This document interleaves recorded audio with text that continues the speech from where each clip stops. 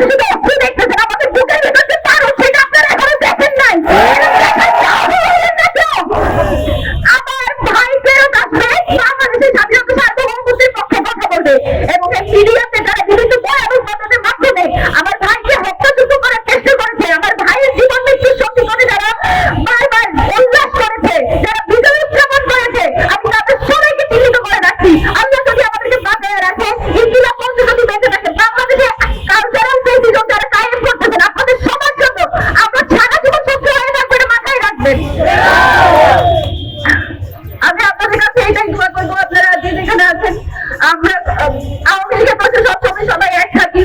আমরা এটুকু এক্সপেক্ট করি আপনারা ভোটের রাজনীতির জন্য প্লিজ আমাদের এই সব যে কয়টা মানুষ আছে, যে কয়টা মানুষ এখনো দেশের স্বাধীনতা সার্বভৌমত্বকে টিকায় রাখার জন্য যুদ্ধ করে যাচ্ছে, সেই কয়টা মানুষকে প্লিজ আপনারা বিসর্জন দিয়ে দেন নিজেদের এই ভোটের কারণে। বাংলাদেশের স্বার্থ আপনাদের এই ভোটের চেয়ে অনেক বেশি, আপনাদের নিজস্ব যে ব্যবসা বাণিজ্য সেসবের চেয়ে অনেক বেশি বাংলাদেশের স্বাধীনতা সার্বভৌমত্বের যে দাম সেটা প্লিজ আপনারা বিসর্জন দিবেন না, সেটা বিক্রি করে দিবেন না।